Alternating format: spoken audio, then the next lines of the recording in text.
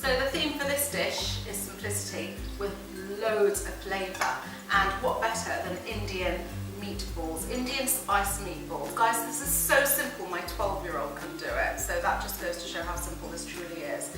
This is going to be sitting in a gorgeous tomato spice base, and that's sizzling. You can hear in the background the onions frying at the moment. Keep that going, but in the meantime let's just prepare our meatballs. So here I've got 500 grams of lean lamb mince, and to that I'm going to add one finely chopped onion. I'm also going to add about 1/4 teaspoon of chili powder. Again, go easy according to your preference. Some people like it hotter, in which case add a bit more. A teaspoon of turmeric, a tablespoon of cumin, whole cumin, or jeera as we call it, jeera. So whole cumin goes in, and that adds a really nice crunch. And then what I've got here is ready-made garam masala. So add about just over a teaspoon of that. You can be slightly generous if you want. And then we're also going to be adding the binding agent, which is the gram flour. And as I said, it acts as a way of just holding it all together so it doesn't fall apart when you start cooking it. So we'll put about 3 tablespoons of that in. And the advantage of putting that in is that it also releases into the curry, and it helps to really thicken the sauce as well and give it that consistency. I'm going to add some salt. I'm putting it in quite haphazardly, but obviously it has to go according to taste. I've probably got about 1.5 teaspoons there. And then base ingredient is always your garlic and your ginger.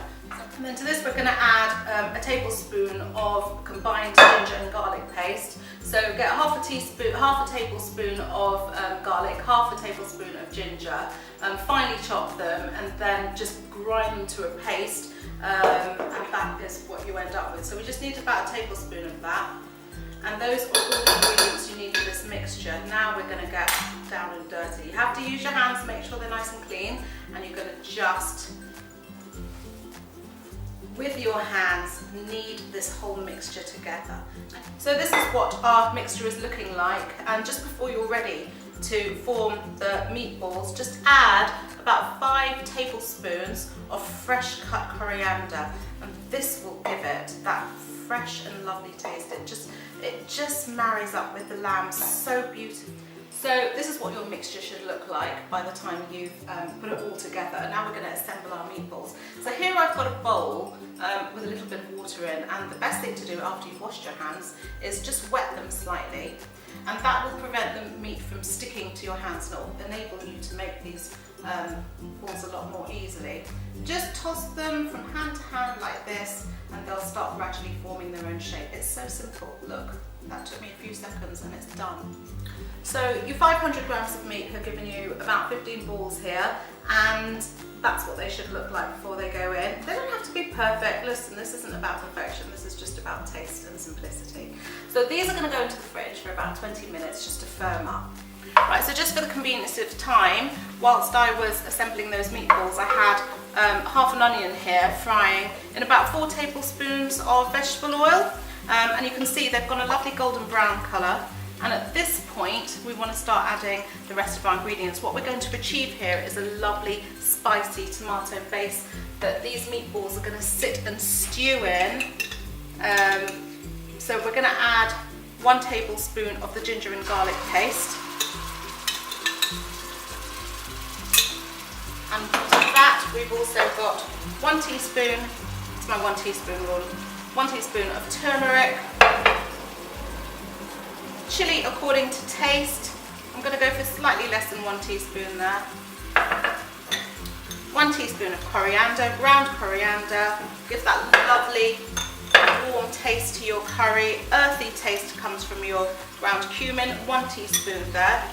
Okay, mix that around. Right, to that we're going to add about 200 grams of chopped plum tomatoes. Okay, so start increasing your heat now. So after about a minute, that's what you should achieve. When the oil starts separating from the mixture, you know that that mixture is done and those spices are cooked. And at that point, add your salt. Add salt to taste, so I'm going to probably add about 1 teaspoon. Okay, we're going to turn the heat down slightly to a medium. And at this point, we're going to start adding the meatballs. One at a time. Go round the perimeter of the pan first. That should be about as many as you need in the pan. As I said, I've got more meatballs here, but I'm not going to overcrowd it. I'm going to add about 1/4 to 1/2 cup of water, just to thin out that mixture slightly. And then very, very carefully, and I would recommend that you use a wooden spoon for this because these meatballs are quite fragile, even though they have stiffened slightly, but they're still quite fragile. I'm going to use the wooden spoon to just turn them the other way around and cover each of these meatballs with the spice mixture. I'm going to cover that and leave it for about 20 minutes. So this whole dish took about 20 minutes to make.